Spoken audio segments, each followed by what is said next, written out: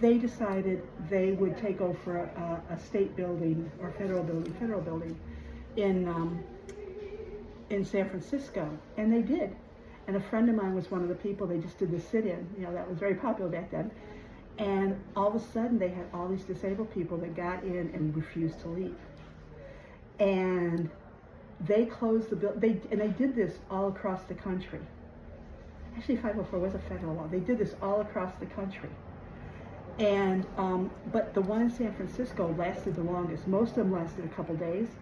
Theirs lasted several weeks. Mm. And they were how to get food and stuff, like how to take care of people. Like they were helping each other, those folks that needed some help around mobility stuff and bathrooming and toileting. Like they were helping each other. There were blind folks or physically disabled folks and some friends of theirs, but mostly disabled folks. And so they didn't know what to do with them, how to get these people out. So of course they we're just not going to let any food or water in. So what they did is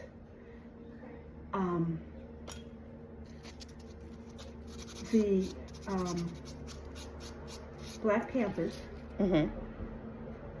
heard about this, and there was some communication like, how can we help? And there was somebody on the inside, well, there's several people on the inside that could sign.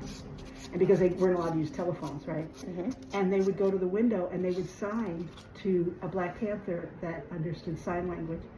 And they would tell them how many people they had and what they needed for food and water and what kind of supplies they needed.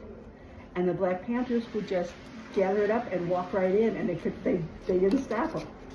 And so that's how come it lasted so long. And these other places didn't last because, at some point, if you don't get food and water, you're going to have to say, I got to go home. Right.